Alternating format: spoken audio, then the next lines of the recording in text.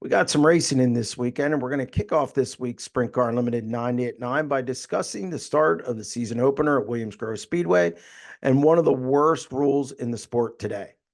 Before we get to that, don't forget to click the subscribe button on our YouTube channel and also check out our daily exclusive content at www.sprintcarunlimited.com. The rule in question has to do with jumps, and it took center stage on the initial start of Sunday's 25-lap main event. Cameron Smith and Danny Dietrich occupied the front row on one of the dustiest days in the track's history. The start wasn't egregious, it wasn't bad, but it was called back and Taylor and Dietrich were put back a row.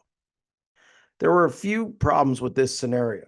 First, it was a terrible call by officials because of the dust, safety, and the fact that it wasn't that bad of a start. More important, the idea of putting a whole row back without any warning because of one driver makes zero sense. To me, this rule oozes laziness.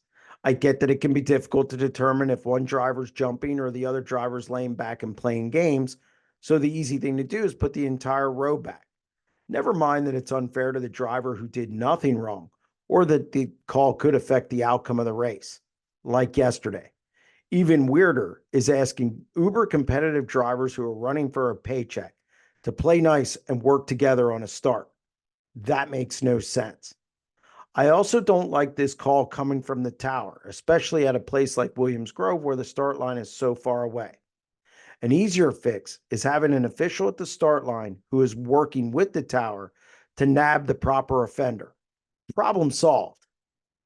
But if tracks and series insist on having this rule, at least give a warning first and penalize the row on a second offense.